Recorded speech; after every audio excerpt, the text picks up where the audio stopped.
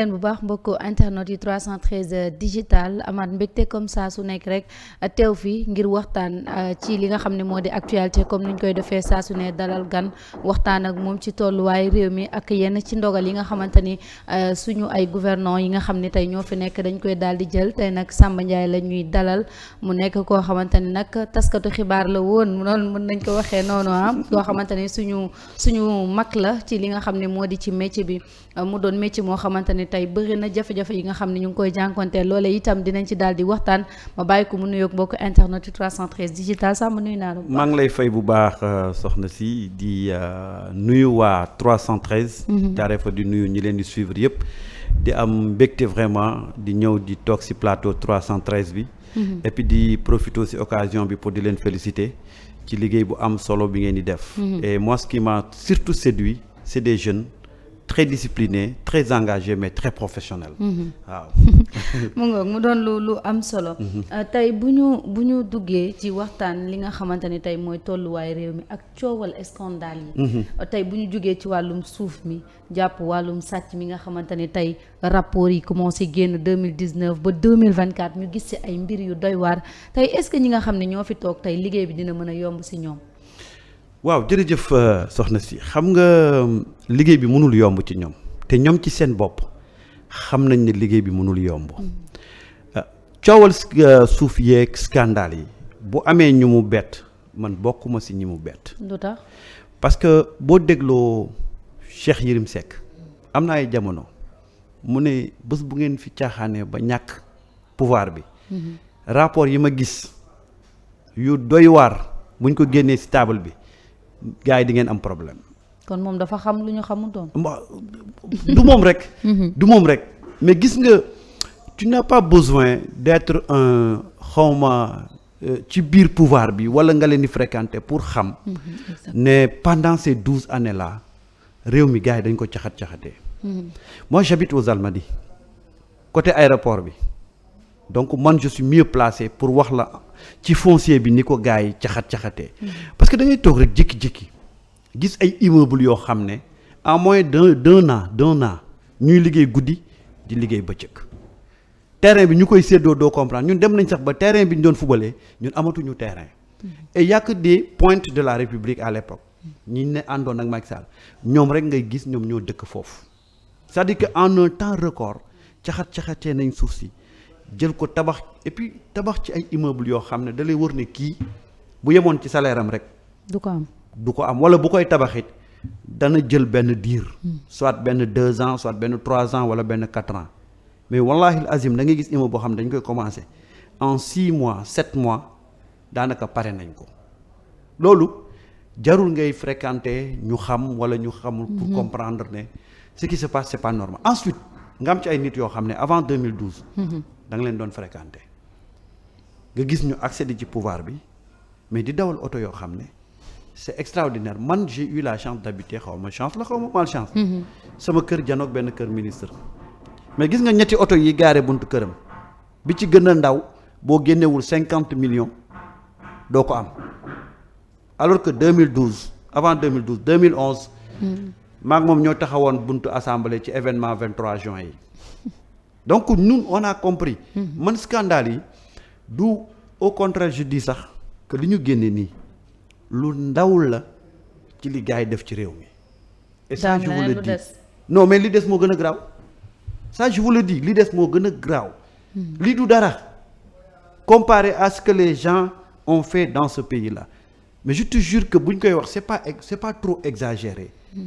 mais gars yi sàccuñu dañu caxat-caxatee réew mi. dafa mel ni rek picc ci kaw mango ni ngi mu def mango noonu lañu def réew mi et je sais que si on continue à sortir les vrais rapports di nga ma fi woowaat ne ma sàmba li nga waxoon am na parce que je connais ce pays là xam naa ñi fi am ci ndonu xam naa ñi fi am ci liggéey xam naa ñi fi am nag ci luubal tey ku ci mel ni Farba Ngom ñu koy tudd ci tey ay kër yi nga xamante ne am na ko parce que récemment bi ma demee benn reportage fi nga xam ne moo di Ngor am na kër guñ ma wan ne ma Macky Sall moo ko may ak yeneen mbir te mu doon koo xamante ni peut-être nit ñi mën nañu jàpp ne la muy liggéey mënu ko may autant de terrain wala autant de voitures yi nga xamante ne am na ko aussi.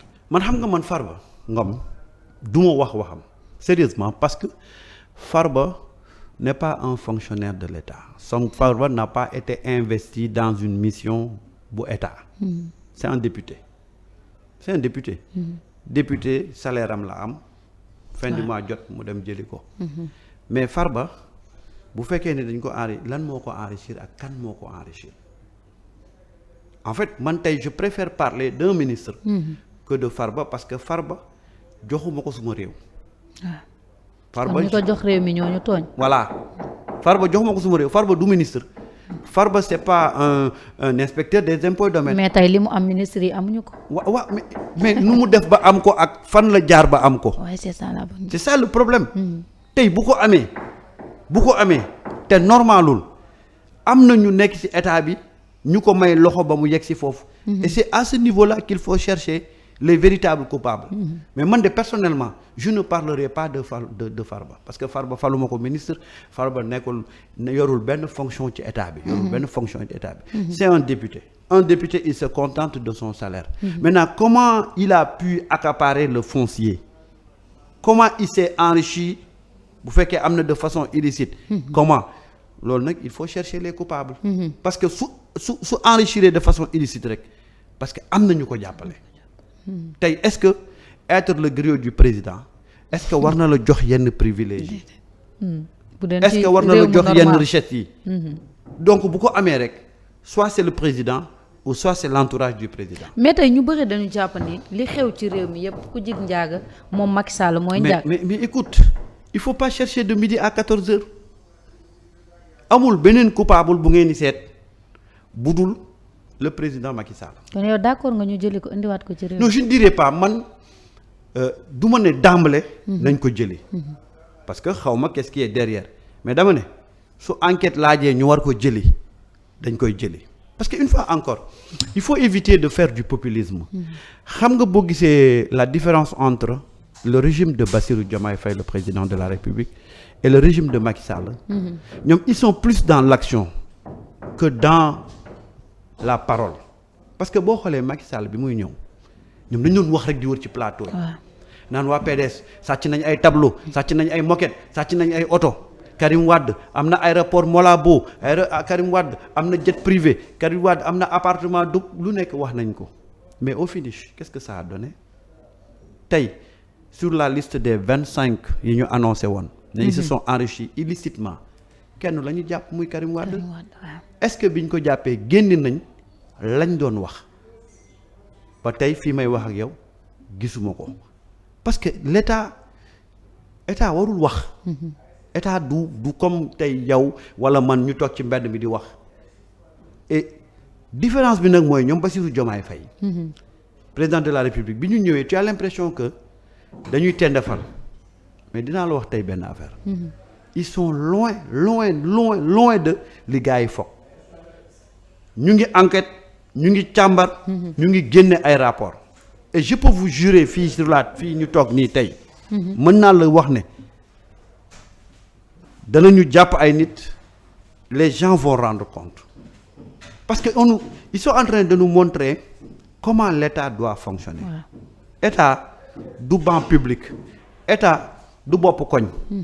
état dafa am ay nit yoo xam ne da nga leen di jox mission bàyyi leen ñu liggéey. deuxième chose tey les gens de ñoom Ousmane Sonko ak ñoom Bassirou Diomaye Faye ils peuvent pas à travers les médias dire dañuy jàpp diw.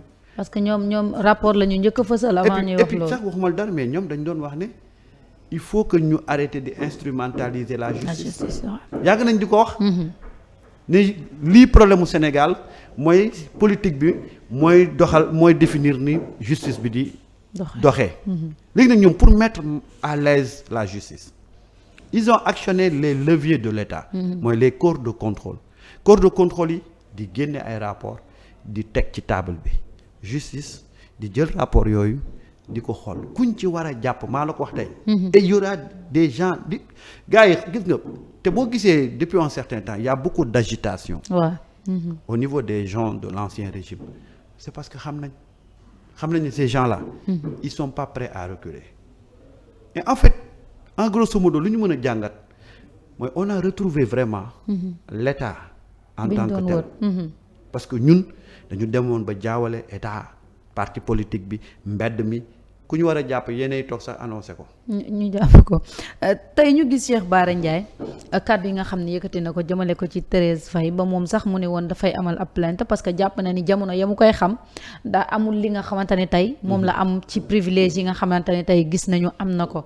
mu doon loo xamante ne comme li ñuy wax sànq daanaka ci nguuru Macky Sall.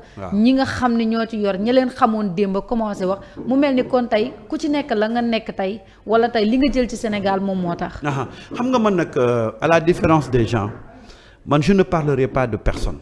man je ne ferai pas d'attaque personnelle. Thérèse Faye li mu am ndax da ko am légalement wala daf ko am illicitement. je pense que li corps de contrôle yi di def ak ñi gars yi di enquête dina feeñal affaire yi. Cheikh Bara nag bon c'est un politicien waaw c'est un politicien ñoom Cheikh Bara avant ñu yegg si ci pouvoir bi ñi nekkoon ci pouvoir bi yàq nañ leen lu ne. donc tey Cheikh Bara bu waxee loolu Thérèse Faye moi je pense que c'est un débat politique. lu ñu leen waxoon la ñoom it tey ñuy wax te je sais que Cheikh Bara c'est quelqu'un que je suis tout le temps du wax ngir wax nii rek. sincèrement du wax ngir waxantu rek. ensuite il y a un autre aspect boo xam ne il faudra vraiment attirer ñu def ci attention mooy depuis qu'on a parler des lanceurs d'alerte. Lanceurs d'alerte. Il peut s'inscrire dans cette dynamique-là, Cheikh Bara Ndiaye, pour dénoncer, pour que orienter l'enquête. gars yi dem xool Thérèse lan la am. ndax li mu amoon avant muy nekk ci pouvoir bi ak li mu am léegi ndax lu jaar yoon la wala lu jaar yoon mais ce qui est important. c'est il faut qu'on évite. moi personnellement je ne parlerai pas de diw am na warul am. diw am na. man ce que je vais dire c'est que le système qui est parti il a dilapidé l'argent du pays léegi nag les corps de contrôle la justice nañu càmbar ba xam les véritables coupables parce que il faut que ñoom Bassirou Diomaye Faye joxe un signal fort pour que bu ñu fi jógee ku ñu falati di nga xalaat lépp ba mu des di sàcc xaalis si dëkk bi parce que dañu dem ba ériger ko en règle muy man muy yow muy keneen xëy na mos nañ lekk sax xaalisu politicien bu sàcc dara mais on n'a jamais pris conscience de ce danger là il a fallu qu'on soit au bord du gouffre nga dem ci hôpitaux yi pour benn piqûre ñu ne la dafa manqué ci pharmacie bi nga war a génn dem di ko wuti et je vais te raconter benn histoire dem naa benn hôpital fii gis nga tube yi ñuy prélever sang amuñu ko ñu ne ma il faut ma dem wuti ko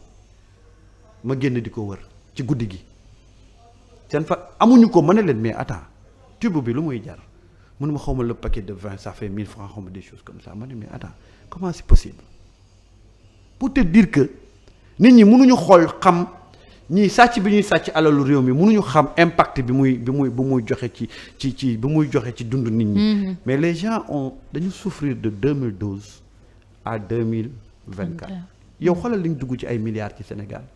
gis nga ko. ñuy wax nag problème mu dette bi nga xam ne tey moom. bàyyi na ko fi mais xaalis boobu tu as plus de 14 000 milliards. yoo xam ne plus de 1800 milliards de dette intérieure mais Sénégal li mu dugal ci xaalis entre 2012 2024 mais du TER bi moo ko absorbé. du BRT bi moo ko absorbé. du stade Abdoulaye Wade bi moo ko absorbé. mais fan la dugg.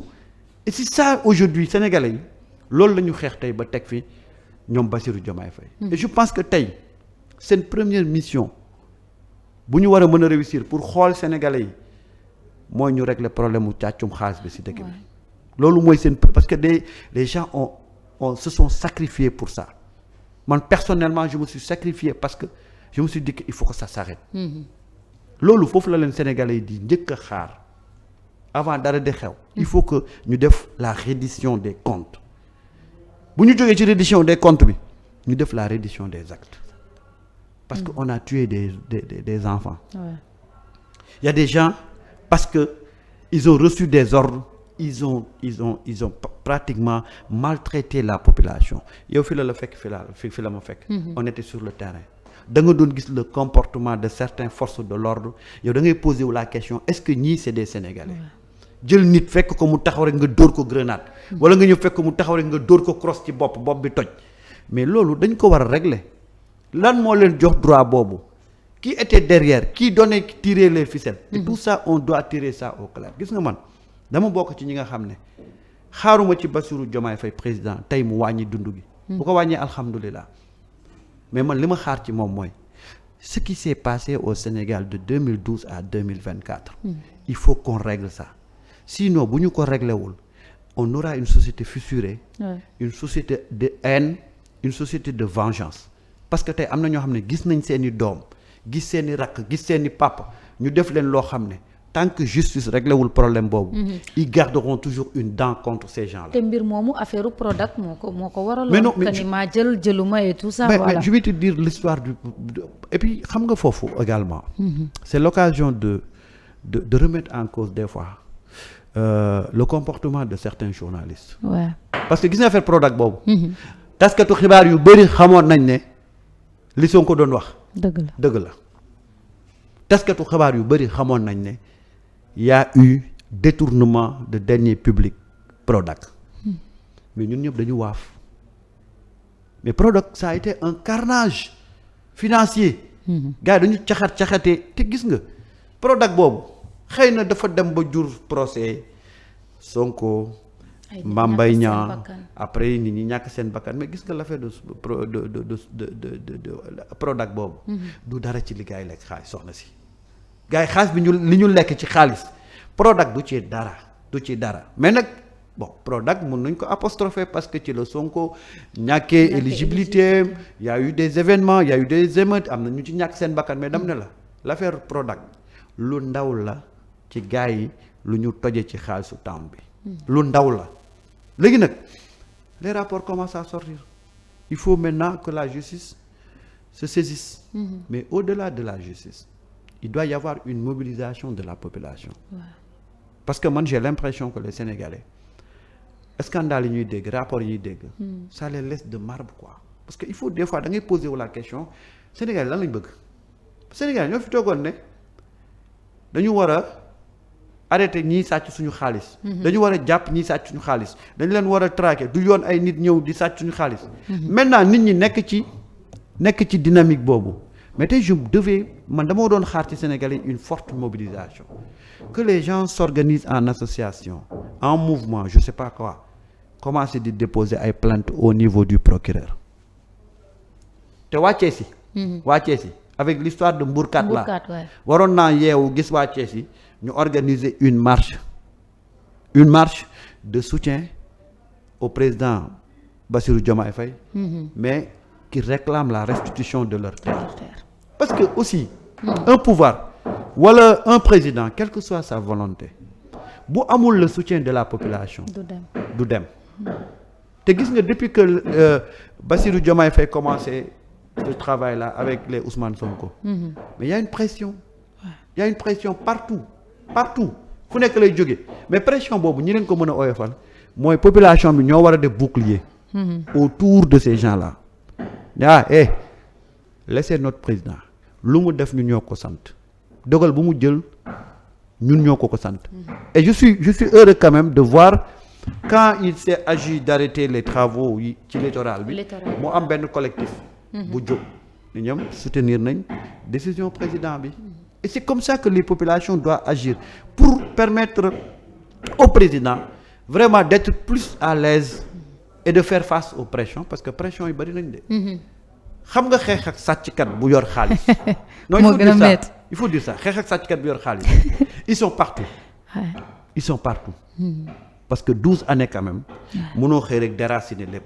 ils ont des tentacules leurs tentacules un peu partout au niveau de la presse au niveau de la justice donc il va falloir que population bi moo newaat beneen détermination. Et moi je me dis que le fait d'élire Bassirou Diomaye Faye le 24 mars ku yaakaar ne loolu mooy njeextalu combat bi yaa ngi nax sa bopp. Moi je pense que élection Bassirou Diomaye Faye le 24 mars c'est le début du combat parce que nous notre problème ce n'est pas Bassirou Diomaye Faye soit président de la République nous notre problème c'est d'avoir un pays où il y aura une justice indépendante une justice boo xam ne ku deful lu dul yoon mu dal sa kaw ñu am pays boo xam ne nit dinañ ko fal ministre dootul am sañ-sañati di sàcc xaalis parce que on veut faire un Sénégal nouveau te loolu moo nekkoon combat ñëpp mais nit ñi suñu combat du ay Sonko nekk président wala ay Bassirou Diomaye man personnellement je me dis que si les Sénégalais pensent que loolu mooy seen victoire ben écoute on est mal barré tey ñu gis ki nga xam ne moo fi nekkoon ba tey président Macky Sall décret yi nga xamante ne signé na ko bi ci mujj tey journal bi fësal ko jëm ci salaire u ancien ministre yi ñu jëlee ko ci 1,5 million yóbbu ko ba ci 2,5 millions ci jamono joo xam ne Sénégal mu ngi nekk ci dette bu metti ci jamono joo xam ne itam Sénégal ñu ngi xiif dund gi cher na lépp cher na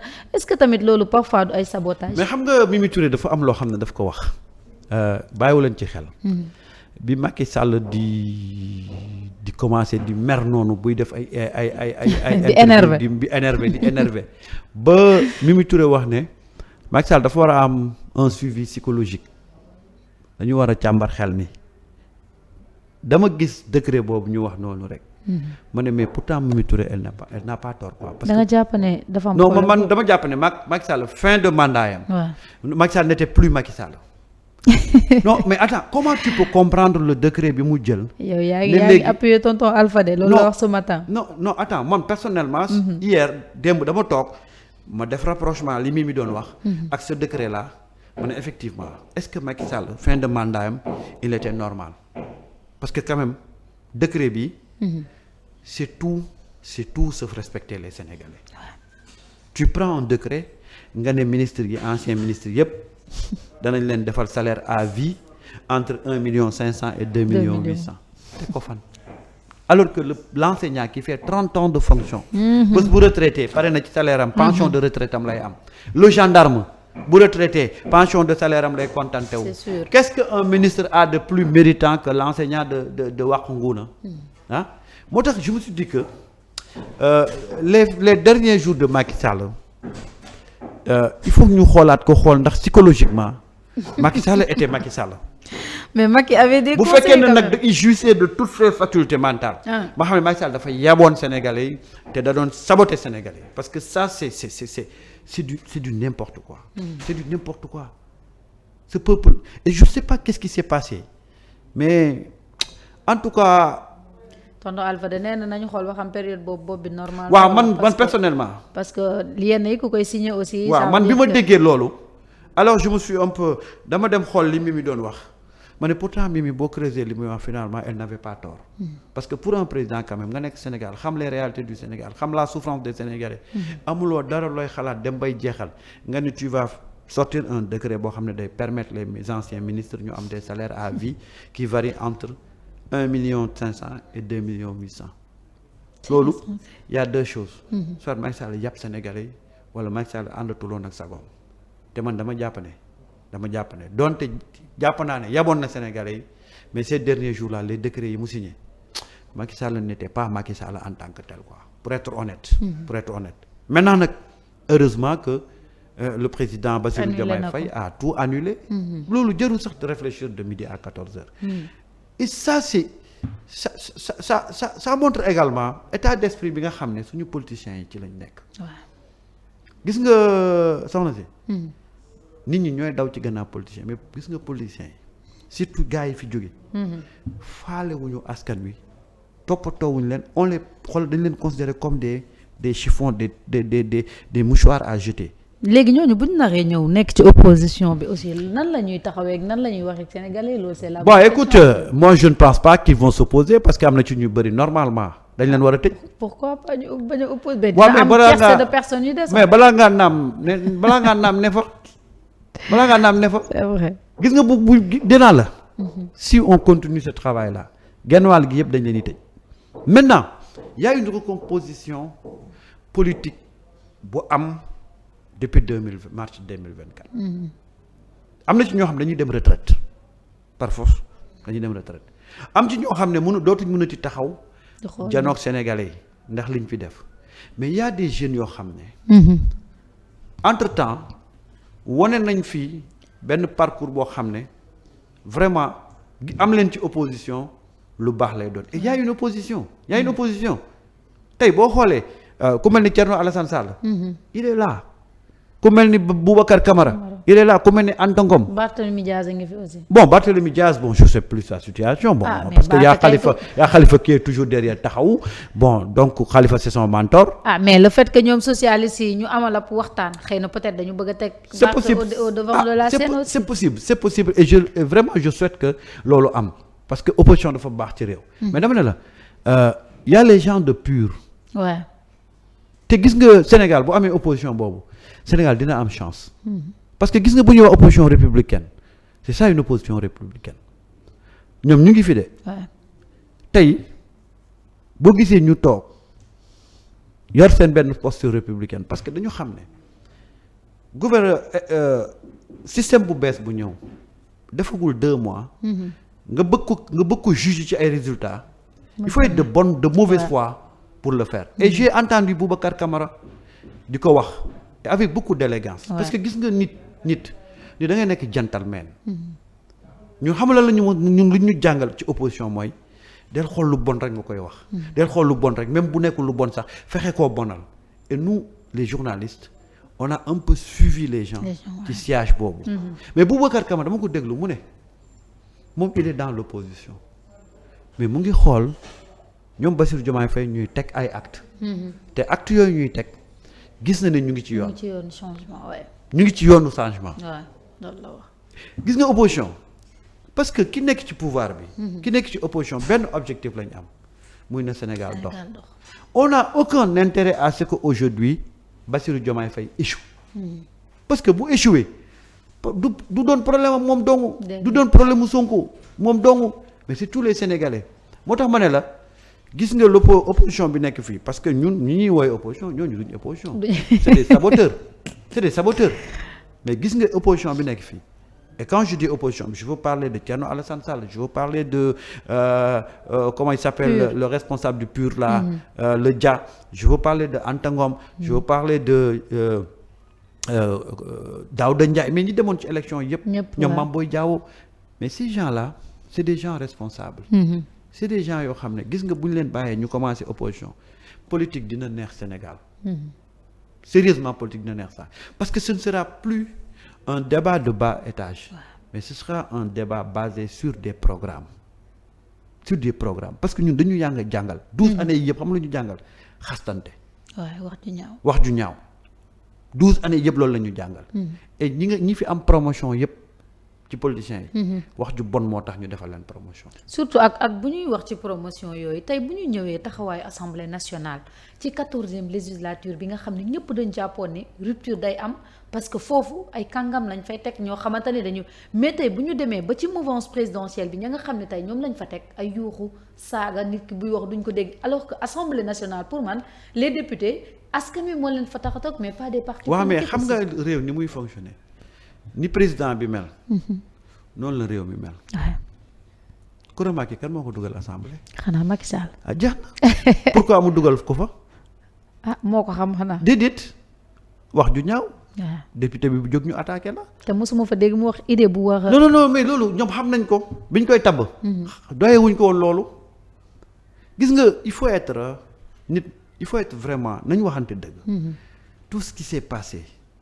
aussi bien à l'Assemblée nationale au niveau des autres institutions c'est parce que Macky Sall a voulu que ça se passe comme ça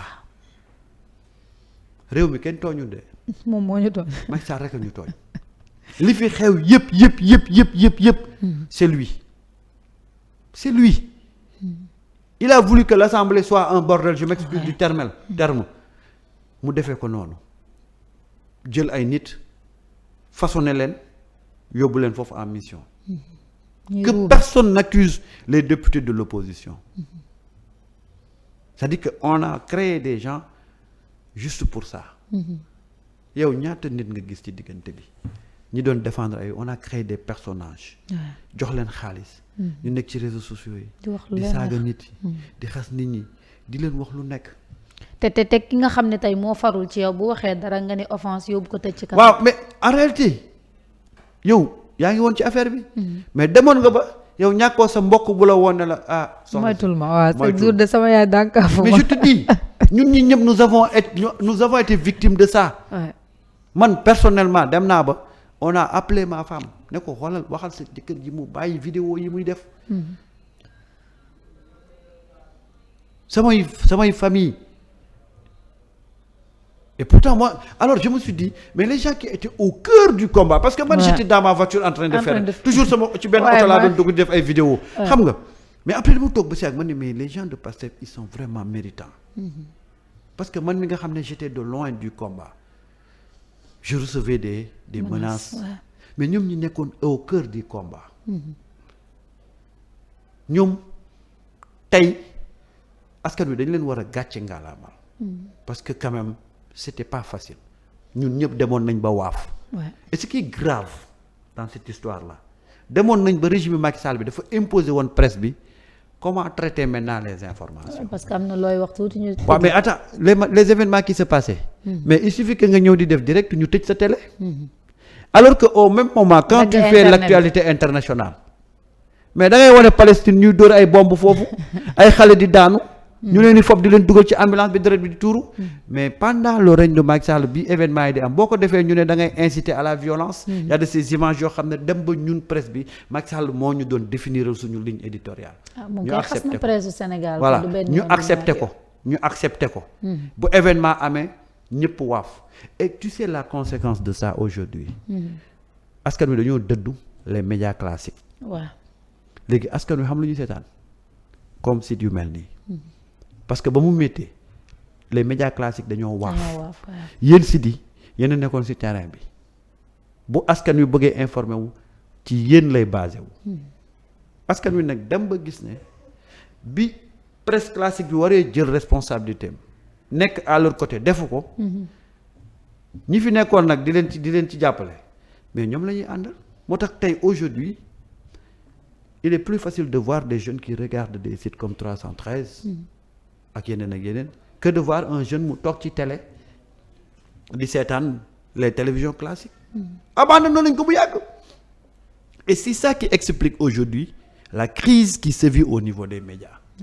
média bi y a trop de crise foofu aussi ak xëppante beeg xasante waaw mais tey bu ñu jëlee tabbu Pape Alé Niang yaakaar naa ñun taskatu xibaar yi dañ ci war a kontaan mais tey ñoom ñoo koy dénoncer ni waruñu ko fa teg aussi. malheureusement tu sais Macky Sall a divisé même la presse Macky Sall a divisé la presse malheureusement tey bu ma gisee des journalistes di am lu ñuy critiquer ci nomination Pape Alé j'ai mal man tey bu ma demoon ba d'accorduma ak nomination Pape Alé xam nga lu ñuy wax savoir raison garder parce que am na lu ñu seq mais da ngay gis ñoo xam ne dañu dem ba ñun presse bi dañu nekk ay ennemis mais man Pape Alé Niang kan moo war a contester nomination am au niveau de la RTS. bañ na ko ba demande sociale la woon. bi ñu nee topp gouvernement bi xale yëpp doon wax. xam nga man dama bokk ci génération ñoom Pape Alé. ak ñoom Abiboula Fall que je salue au passage ñoom Moustapha Diop. ñoom Birahim Touré. xam nga donc on avait pratiquement créé la convention des jeunes reporters loolu ci ñun la juddoo.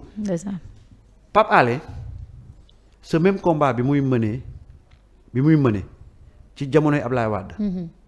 mu ngi ko doon mëne ci jamonoy Macky Sall mu ngi ko doon mëne Pape Alé xaarul ba Sonko ñëw. mu adopté posture bi. xaarul ba Pastef juddu mu adopté posture bi. Pape Alé c'est quelqu'un qui a été toujours du côté du peuple. man loolu laa ko mos a xamee gis nga li ma lay wax ni en ay côté 2002 2003 yooyu Madiambal bi ñu ko fi jàppee. ci régime Ablaye Wade ñoom Pape Alé ak ñoom Moustapha Diop ak man mi ak ñun ak ñoom Abiboula Fall ñun ñoo jiite woon marche bi ak ñoom Amédine Sy donc c'est quelqu'un qui s'est toujours battu du côté du peuple. Pape Alé nekkul un militant de Sonko. C'est pas un militant de Pastef mais c'est quelqu'un qui a toujours combattu l'injustice man moom laa ko xamee depuis bu muy nekk ci et su ma ko waxee dana ko fàttaliku autant on était à Énergie FM avec ndem si yàlla Ndate Diop c'était l'ami de Ndate muy jaar di ko fa seet si noonu laa ko mos a xamee donc il a toujours gardé cette posture là. gis nga journaliste yi ñim ci méngool jamono yëpp kum ci mënul mënoo ko ci. maintenant gérer la RTS vous savez Pape Ali a fréquenté tellement des médias que xam na comment fonctionnent les médias Pape Ali xam na ko. man je n'ai pas de problème man xalaat tiitalu ma ko sax ci ay pour mu ñëw pour xool nan la RTS di doxee. non parce que RTS dañ ko diviser en deux parties. et puis waxuma la sax mais en programme tey bu fekkee ne en matière de finance y a un directeur administratif financier.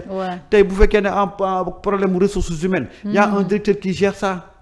qu'est-ce qu'on lui demande c'est de fédérer les gens. de coordonner tout ça. pour créer fa benn dynamique boo xam ne day yëkkati groupe bi ci kanam te Pape Alé yàgg na def loolu Pape Alé yàgg na mën ci ay groupe yàgg na mën ci ay troupe. gis nga Sénégal dafa am ñoo xam ne ils sont éternellement des nihilistes. lu ñaaw rek la ñuy gis. am na ci ñoo xam ne bu yàlla wàccoon tey ñu commencé naan mais yàlla mi est-ce que mën na yor dëkk bi. yàlla mi est-ce que boo ko joxee Tamba est-ce que dana ko mën a yor c'est-à-dire que y a des Sénégalais qui sont comme ça. y a d'autres yoo xam ne nag dañoo ñàkk ba pare ñànki. parce que y a des gens qui ne pensaient jamais que dinañ yeewu ñu ne leen vous n'êtes plus au pouvoir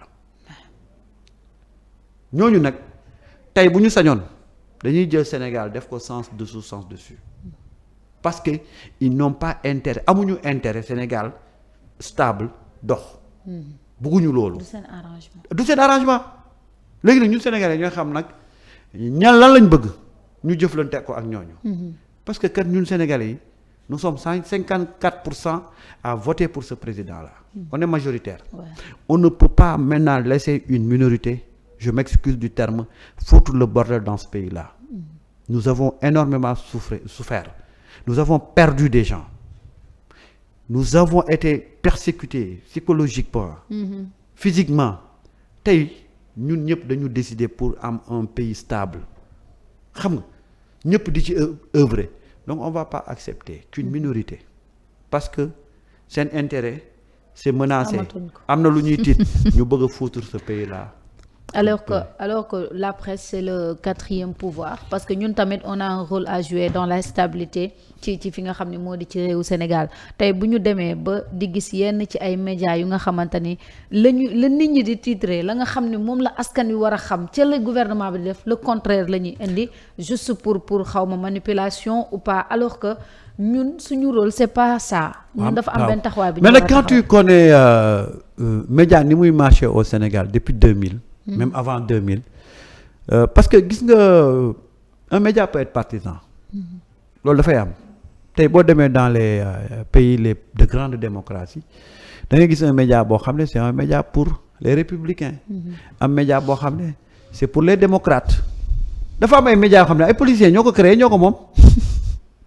dafa am ay médias yoo xam ne ay politiciens. ñoo ko créé ñoo ko moom maintenant quelle est la responsabilité du journaliste dans cette histoire-là. Moi c'est pas parce que je travaille pour Macky Sall que je dois me pervertir. Gis nga soxna si. C'est l'occasion d'en parler. Moi j'ai été rédacteur en chef de la radio Sopi FM de Ablaye Wade. bi ñu may recruter xamuñ ma woon sax on m'a pas recruté sur la base d'une carte de militant.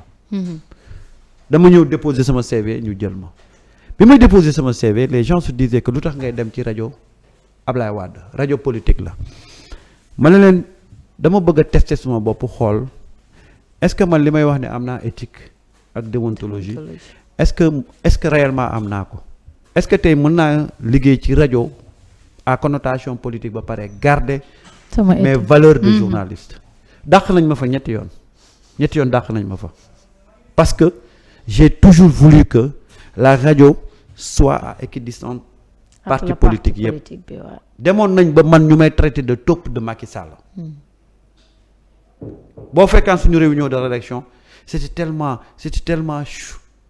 houleuse parce que dañ doon jaarale affaire yi ci yoon en tant que journaliste dañ ko fa doon jaarale ci yoon mujj gi dañoo dem ba dem wax Ablaye Wade ne ko rajo bi danga ko créer rek mais ñun gisuñu ci suñu bopp. les responsables politiques du PDS à l'époque ne gisuñu rajo bi suñu bopp parce que rajo bi day bàyyi ay yenn gaayu Benno Bokk Yaakaar di woote foofu di wax lu ne affaire yooyu parce que ñun ñëpp lañ doon jël. ñëpp lañ doon jël. et aujourd'hui bi rajo bi tëjee certains sont venus me dire que boy non boy da nga nelaw quoi yow nan nga mën a nekkee ci rajo Ablaye Wade amoo kër amoo oto man la leen mais man pourquoi je dois avoir parce que maa ngi ci rajo Ablaye Wade dama war a am kër wala dama war a am oto man j'étais parti pour travailler sama salaire laa yemoon ñu may fay fa laa yem et fii may wax ak yow nii yàlla xam na ne y a aucun ministre de Ablaye Wade à l'époque boo xam ne xam na ma man te pourtant j'étais dans la radio de Ablaye Wade amu ci kenn ku ma xam. mais léegi médias yi ñu ci bëri dañ ciy niinalee seen ceeb moo tax. voilà mais dama ne la c'est pas interdit de travailler pour le journal d'un parti pour la radio d'un parti ou pour la télé d'un parti mais yow journaliste yaa war a toujours garder say valeurs en tant que journaliste. Ouais. mais bu fekkee ne nag yow dañuy ñëw ne la saagaal diw. ñëw ne la xasal diw. ñëw ne la créer diw. yow journaliste boo ko nangoo c'est pas le politicien qui est connard dans cette histoire là je m'excuse du terme. Ouais. mais yow yaay connard. parce que ñàkk sa crédit mais parce que yaa nangul loo warta nangu. xam nga tey un parti peut créer un journal ou un pouvoir créer journal am. mais c'est juste pour faire la promotion de li muy def li muy liggéey tey par exemple quand tu crées un journal boo xam ne c'est carrément Diomaye 2024. tey quand Diomaye prend des actes yow tu sers de relais pour rendre ko public. comme pratique bi ñu daan wax ci RTS aussi. voilà il n'est pas. non tu sais moi RTS reproche benn bi ma leen di def rek mooy le fait que ñu tere woon l'opposition ñu ñëw di def foofu émission. ñu bañ a ubbil seen micro askan wi mais télévision nationale. premier rôle am mooy rendre public les actions de l'État loolu mooy rôle am. tey bu président bi tabaxee nga ne président bi tabax na et puis voilà mécanisme boo ko jëlee pour expliquer aux populations que acte bi président bi posé lan mooy njeexital bi lan mooy njëriñ ji ci biir loolu mooy rôle u télévision nationale et la RTS faisait ça. reproche bi ma leen doon def rek mooy opposition bi. wala population buy ñaxtu duñ leen jël. bon c'est ça. alors que ñun ñëpp ñoo bokk. alors que voilà et je pense que avec l'arrivée de Pape Alé. les choses vont changer. et que tu verras que RTS a de très bons professionnels. moi je regarde RTS chaque jour à travers waxuma le journal de mais yeneen émissions yi ñuy proposer rek. c'est une très belle télé. mais je l'adore dafa amul woon mais après ni ko gis nga tu sais politiciens ñoo yàq lépp. politiciens ñoo yàq Sénégal politiciens ñoo dugg ci tarixa yi. politiciens ñoo dugg ci justice bi politiciens ñoo dugg ci médias yi politiciens ñoo dugg fépp yàqu ko lépp ñoo ko yàq maintenant nag c'est l'occasion de recoller ou de vraiment refaire les choses. et quand tu vois ce qui est en train de se passer tu vois que le Sénégal mu ngi retrouver wu républicain. da ngay xool Bassirou Diomaye Faye président de la République léegi fu muy dem mais y a pas ce protocole là. joxaat na sa gëdd l'administration territoriale. keroog bi ma ko gisee ci Daaka bi je sais pas le préfet ou kan mu ñëw teertu si ko tu sens que y a l'autorité locale qui est là qui est en train de reprendre ses prérogatives. mais jamono Macky Sall bu demaan ci région yi mais doo gis gouverneur yi. doo gis sax préfet yi. doy na waar loolu moo ci doy waar. xam naa ni waxtaan bi moom vraiment neex na mais Bijou mu ngi naan ma temps bi ñu cërale woon jeex na. Bijou yàq na affaire yi. waaw dañuy mayaat ñeneen ñi ñu mën a ñëw ñoom itam yeggale ma bàyyi la rek nga tàggoo vraiment. waaw fi may tàggoo mooy dama lay remercier bu baax a baax ci invitation bi. et j'ai beaucoup apprécié ce format d'émission là. di delluwaat di leen wax ne média bi lu mu métti métti. xam leen ne am ngeen ci place et que les gens vous suivent. et que bu leen am benn complexe ci li ngeen di def ne faites pas de l'immobilisme. comme ni ko nit ñi di defee chaque jour bu ñu xëyee rek andi diw jàppal diw andi diw jàppal diw soyez créatif. parce que y a de l'espace et que les gens vous regardent et je tiens à vous féliciter ci seen professionnel parce que moi je vous regarde. moo tax bi nga ma présenté Momo léegi c'est quelqu'un qui m'a marqué de par sa discipline de par ses analyses.